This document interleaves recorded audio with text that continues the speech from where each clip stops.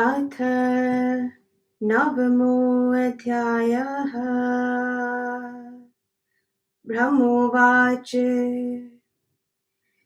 देवदेव गुहास्वामिन् शाङ्कर पार्वतीसुत नाशोभते रणो विष्णु तारकासुरयोर्भृता विष्णुना नहि विद्योऽसौ तारको बलवानति मया दत्तवरस्तस्मात् सत्यं सत्यं वदाम्यहम् नान्यो हन्तास्य पापस्य त्वं विना पार्वतीसुत तस्मात् त्वया हि कृत्वा व्यं वचनं मे महाप्रभो सन्नद्धो भवतेत्यस्य बधायाशु परन्तप तद्वधार्थं समुत्पन्नः शङ्करात् त्वं शिवासुत रक्ष रक्ष महावीर त्रिदशान्त्यतिनातान् रणे नाबलस्त्वं युवानैव किन्तु सर्वेश्वरः प्रभुः शक्रं पश्य तथा विष्णुं व्याकुलं च सुरानगणाः एनं जहि महादैत्यं त्रैलोक्यं सुखितं करु अनेन विजितेन्द्रो लोकपालैः पुरा सह विष्णुशापी महावीरो तर्जितस्तपसो बलात् त्रैलोक्यं निर्जितं सर्वं सुरेण दुरात्मना इदानीं तव सान्निध्यात् पुनर्युद्धं कृतं च तैः तस्मात् त्वया निहन्त यस्ताकरः पापपुरुषः अन्यवध्यो न चैवायं मध्वराजङ्करात्मज इति श्रुत्वा मम वचः कुमारः शङ्करात्मजः विजहास प्रसन्नात्मा तथास्ते वचो ब्रवीत् विनिश्चित्यासुरवधं शाङ्करीह स महाप्रभुः विमानाद्वतीर्याथ पदातीरभवत्तदा पद्धिया तदासौ परिधावमानो रेजिति वीरः शिवजः कुमारः करे समादाय महाप्रभां तां शक्तिं महोल्लकमिव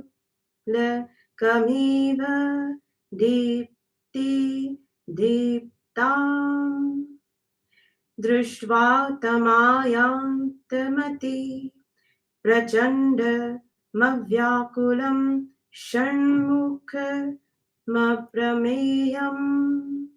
दैत्यो बभाषे सुरसत्तामांस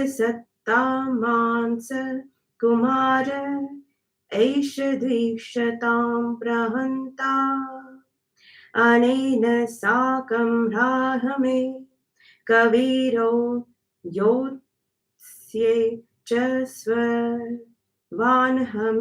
वीरान् गणाश्च सर्वणपि घातयामि सलोकपालान् हरिनायकांश्च इत्येवमुक्त्वा स तदा महाबलः कुमारमुद्दिश्य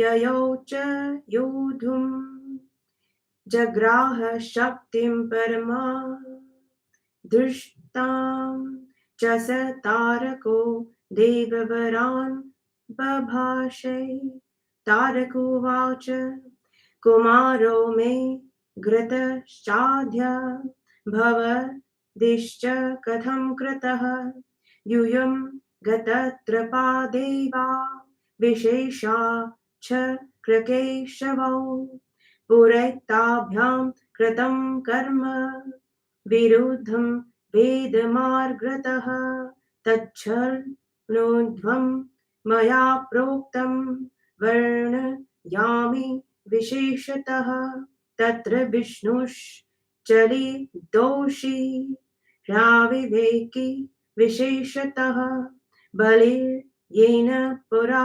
बुद्धश्चलमाश्रित्य पापतः तेनैव यत्नतः पूर्वमसुरौ मधुकैटभौ शिरोहीनौ कृतौ धौत्य आर्द्वैद मार्गो विवर्जितः मोहिनीरूपतौ नैन पडक्ति भेदः कृतौ हि वै देवासुरसुधापाने वेदमार्गा विग्रहतः रामो भूत्वा हता नारी बालिविध्वं सितौ हि सः पुनर्वश्रवणौ विप्रौ हतौ नीतिर्हता श्रुतिः पापं विन्दा स्वकीया स्त्री त्यक्ता पापरतेन यत् तत्रापि श्रुति मार्गश्च ध्वसितः स स्वार्थहेतवे स्वजनन्याः शिरश्चित्र अन्मवतारे यसाख्यके गुरुपुत्रापमाश्च कृतौ नेन दुरात्मना कृष्णौ भूत्वा नयन् आर्यश्च दूषितः कुलर्धम्मतः श्रुतिर्मार्गं परित्यज्य स्वविवाह कृतास्तथा पुनश्च वेदमार्गा हि निन्दितौ नवमे भवे स्थापितं नास्तिकं मतं वेदमार्गविरोधृगत् एवं येन कृतं पापं वेदमार्गं विसर्ज्य वै स कथं विजयी युद्धे भवति दमवतां वरः भ्राता ज्येष्ठश्च यस्तस्य शक्रः पापी महान् मतः तेन पापान् यनेकानि कृतानि निजहेतुतः निकृतौ हि दितेर्गभः स्वार्थहेतौ विशेषतः धर्षिता गौतमस्त्रीवै हतौ वृत्रश्च विप्रजः विश्वरूपद्विजातेर्वै भागिनेयस्य सद्गुरोः निगृतानि च शीर्षणि दत्त्वा ध्वसितं श्रुतेः कृत्वा बहूनि पापानि हरिशुक्रः पुनः पुनः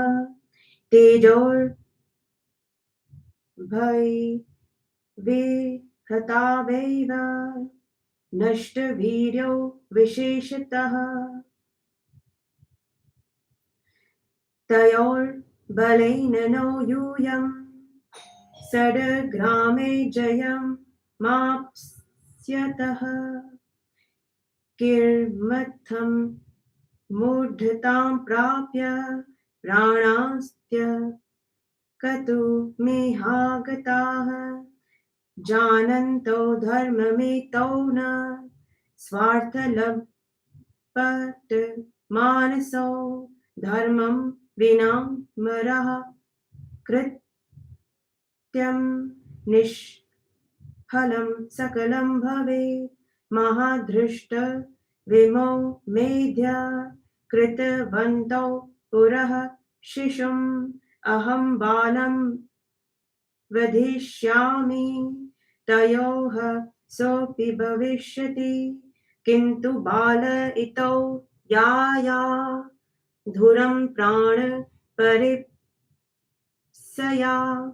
इत्युक्त्वा ह्येष्य च हैरा वीरभद्रमुवाच सः पुरा हतास्त्वया विप्रा दक्षयज्ञे ह्यनेकशः तत् कर्मणः फलं चाद्य दर्शयिष्यामि तेनद्य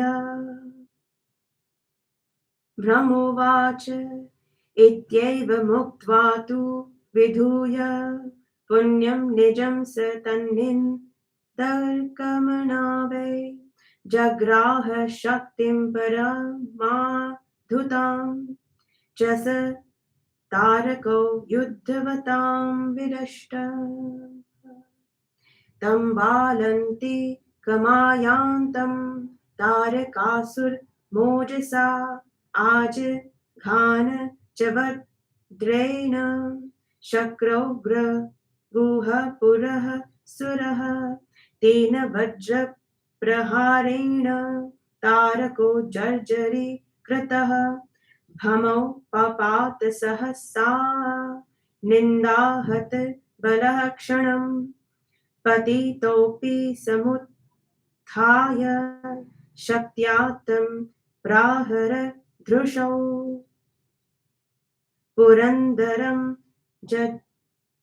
गजस्थं हि पातयामास भूतले हाहाकारो महानासीत् पतिते च पुरन्दरतरे सेनायां निर्जराणा हि तद् दृष्ट्वा कलेश आविशत् तारकेणापि तत्रैव यत् कृतं कर्म दुःखदं स्वनाशकारणं धर्म विरुद्धं तन्निबोध मे पतितं च पदाक्रम्य हस्ताध्वजं प्रगहावे पुनरुद्र जग्राघातेन शक्रमाताड यद्धशम् एवं तिरस्कृतं दृष्ट्वा शक्रं विष्णुः प्रतापवान् चक्रमुद्यम्य भगवान्स्तारकं स जघानः चक्रप्रहार बेहतौ निपपातक्षितौ हि सः पुनरुत्थाय दैत्येन्द्रः शक्त्या विष्णुं जघान तं तेन शक्तिप्रहारेण पतितो भुवि चाच्युतः हाहाकारो महानासीत् चुक्रुषुश्च तेनिर्जराः निमेषेण पुनर्विष्णुर्यावदुत्तिष्ठते स्वयं तावत् स वीरभद्रो हि तत्क्षणाद् आगतौ सुरम् त्रिशूलं च समुद्धम्य वीरभद्रः प्रतापवान् तारकं दितिजाधैशं जघान प्रसम्भं तत्त्रिशूलप्रहारेण सपपातक्षितौ तदा पतितोऽपि महातेज स्थारकः पुनरुत्थितः कृत्वा क्रोधं महावीरः सकलासुरनायकः जघान परया शक्त्या वीरभद्रं तदोरसि वीरभद्रोऽपि पतितौ भूतले मूर्छितः क्षणं तच्च कत्या परया क्रोधान् हितौ वक्षसि ध्रुवम् सगणाश्चैव देवास्ते गन्धर्वार गराक्षसाः हाहाकारेण महता चुक्रुश्च मुहुर्मुहुः निमेषमात्रात् सहसा महोजाहस वीरभद्रौ द्विषतां नेहन्ता त्रिशूलमुद्यम्य तड्डीत् प्रकाशं जाज्वल्यमानहं प्रभाया विरेजे स्वरोचिषा भासि तदै ग्वितानं सूरेन्दुभिम् आग्निसमान मण्डलं महाप्रभं वीरभयावहं परं कालाख्यमत्यन्तकरं महोज्ज्वलं यावत्त्रिशूलेन तदा हन्तु कामो महाबलः वीरभद्रौ सुरं तावत् कुमारेण निवारितः। इति श्री शिव महापुराणे द्वितीयायां रुद्रसंहितायां चतुर्थे कुमारखण्डे तारक वाक्य शक्र विष्णु वीरभद्र युद्ध वर्णनाम नवमोऽध्यायः।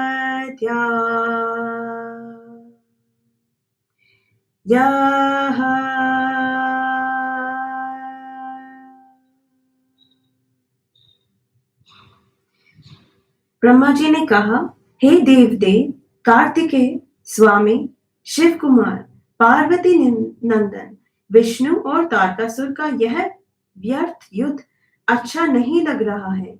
इस अत्यंत बलवान तारकासुर का वध विष्णु जी के हाथों से नहीं होना है, क्योंकि मैंने उसे वर दिया है। यह मैं आपसे सत्य कह रहा हूँ। हे पार्वती नंदन, इस पापी को तुम्हारे अतिरिक्त कोई नहीं मार सकता। हे महाप्रभु, इसीलिए तुम मेरी बात को स्वीकार करो। हे शिवासुत, हे परंतप, शिवजी से तुम्हारा जन्म इसी को मारने के लिए हुआ है, अतः इसका वध करने के लिए तुम शीघ्र तत्पर हो जाओ। हे महावीर, युद्ध भूमि में दुखी देवताओं की रक्षा करो। ना तुम बालक हो, ना युवा हो, तुम ना साक्षात सर्वेश्वर प्रभु हो। विष्णु इंद्र आदि व्याकुल हुए। सुरगणों को देखो और इस महादैत्य को मारकर तीनों लोगों को सुखी करो। इसने अपने तपोबल से पहले देवराज इंद्र के साथ लोकपालों को जीता और महावीर विष्णु को भी अपमानित किया था। इस दुष्ट दैत्य ने तीनों लोगों को जीत लिया था। इस समय तुम्हारा साथ देने के लिए देवताओं ने पुनः युद्ध किया। इसलिए इस पापी पुरुष को तुम मारो। हे शिव कुमार, मेरे वर के कारण इसे और कोई नहीं मार सकता। इस प्रकार मेरी बात को सुनकर तथा प्रसन्न होकर शिव पुत्र कुमार ने अच्छा, मैं ऐसा ही करूंगा कहा। महाप्रभु शिव कुमार असुर वध का निश्चय करके विमान से उतरकर भूमि पर खड़े हो गए। अतिवीर शिव पुत्र कुमार उल्का के सदृश प्रकाशमान अपने तेज से प्रकाशित शक्ति को हाथ में लेकर पैदल दौड़ते हुए अत्यंत शोभित हो रहे थे। उस अत्यंत क्रोधयुक्त निर्भीक अपरिमित शक्ति संपन्न कार्तिकेय को आता हुआ देखकर तारकासुर ने देवताओं से कहा, यही कुमार शत्रुओं को मारेगा। इसके साथ मैं अकेले युद्ध करूंगा। उसके बाद सभी वीरों, गणों, देवताओं, लोकपालों को भी मारूंगा। इतना कहकर वह महाबली कुमार को लक्ष्य करके हाथ में अद्भुत शक्ति को लेकर देवताओं से कहकर लड़ने के लिए गया। तारकासुर ने कहा, आप लोगों ने मेरे सामने कुमार को क्यों किया? हे देवताओं, आप लोग निर्जल निर्लज हो। उनमें भी विशेष करके इंद्र और विष्णु, पहले भी इन दोनों ने वेद विरुद्ध कार्य किया है। उसे मैं विशेष रूप से कहता हूं, तुम सुनो। उसमें भी विष्णु विशेष करके छली, दोषी तथा अविवेकी हैं। उन्होंने पहले कपट से बलि को बांधा था और उसी ने धृतता से वेद मार्ग की चिंता न करके मधुकैटभ दैत्यों के सिर काट लिए। देवता तथा असुरों के अमृत पान के समय मोहिनी रूप को धारण कर इसने वैदिक मर्यादा की निंदा की। राम अवतार धारण कर इसने ताड़का स्त्री का वध किया और फिर निरपराध बाली को मारा। फिर उसने विश्रवा के पुत्र ब्राह्मण रावण का वध किया। यह भी नीति तथा वैदिक नियम के विरुद्ध कार्य किया। पाप कर्म में लगे हुए इन्होंने निष्पाप अपनी स्त्री सीता को छोड़ दिया। वहां स्वार्थ सिद्ध करने के लिए वेद मार्ग को छोड़ा। इन्होंने परशुराम नामक अपने छठे अवतार में अपनी माता का सिर काट दिया। गुरुपुत्र का अपमान किया। कृष्ण होकर इन्होंने पराई स्त्री को कलंकित किया। वेद मार्ग को छोड़कर अपने अनेक विवाह किए। फिर नवे अवतार में बुद्ध होकर वेद मार्ग का विरोधी नास्तिक मत चलाया। इस प्रकार जिसने वेद मार्ग को छोड़कर पाप किया है वह युद्धों में कैसे जीतेगा और कैसे धर्मात्माओं में श्रेष्ठ हो सकता है? विष्णु का बड़ा भाई इंद्र महापापी है। इसने अपने स्वार्थ से अनेक पाप किए हैं। इसने अपनी स्वार्थ सिद्धि के लिए दिति के गर्भ का नाश कर दिया, गौतम की स्त्री से दुराचार किया और ब्राह्मण पुत्र वृत्र को मारा। विश्वरूप नामक ब्राह्मण जो इनके गुरु का भांजा था उसका सिर काटकर इन्होंने वेद मार्ग को नष्ट किया। विष्णु और इंद्र बार बार अनेक पाप करके तेजहीन तथा विशेष रूप से शक्तिहीन हुए।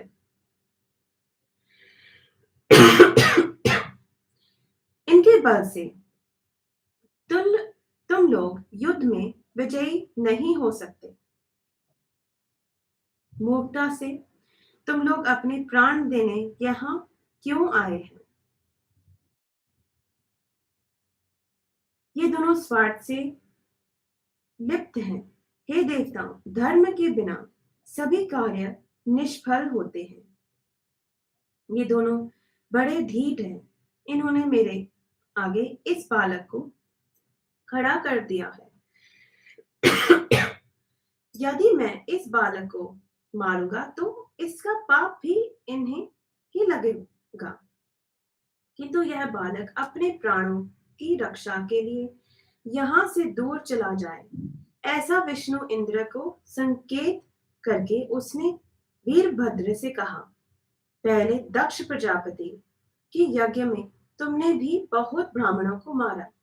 हे निष्पाप, उस कर्म का फल आज तुम्हें मैं दिखलाऊंगा, ब्रह्मा जी ने कहा। इस प्रकार विष्णु और इंद्र की निंदा करने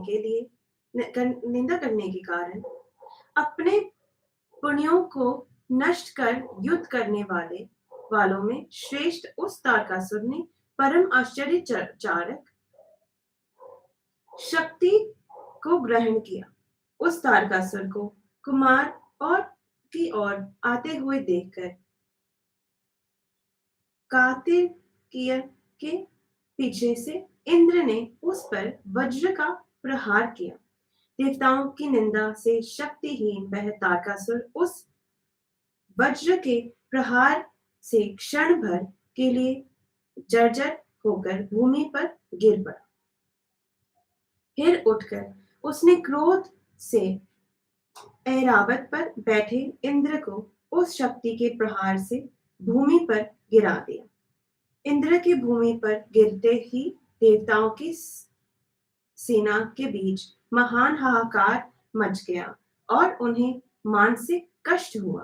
तारकासुर ने उस समय अपने नाश का कारण जो दुखदायी कर्म किया वह धर्म के विपरीत था।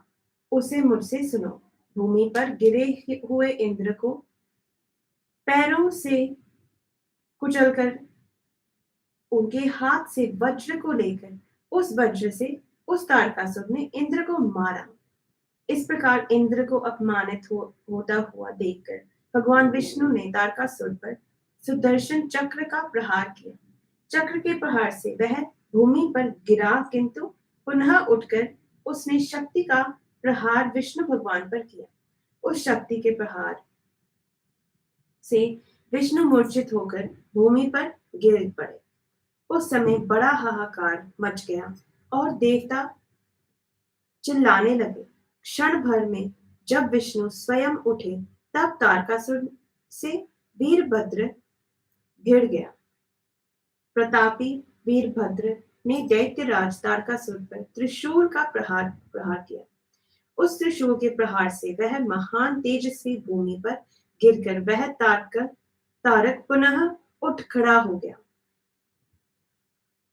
संपूर्ण दैत्यों के स्वामी उस महावीर ने क्रोध करके उस शक्ति का प्रहार वीरभद्र की छाती पर किया। क्रोधपूर्ण उस शक्ति के प्रहार से वीरभद्र भूमि पर गिरकर थोड़ी देर मूर्छित हो गया। अपने गणों के सहित देवता, गंधर्व, नाग, राक्षस हाहाकार करते हुए चिल्लाने लगे। शत्रुओं के वैरी महान तेजस्वी वह वीरभद्र एक क्षण के बाद बिजली के समान त्रिशूल को लेकर शोभित हुआ, जिसकी कांति से दिशाएं प्राशित हो गई।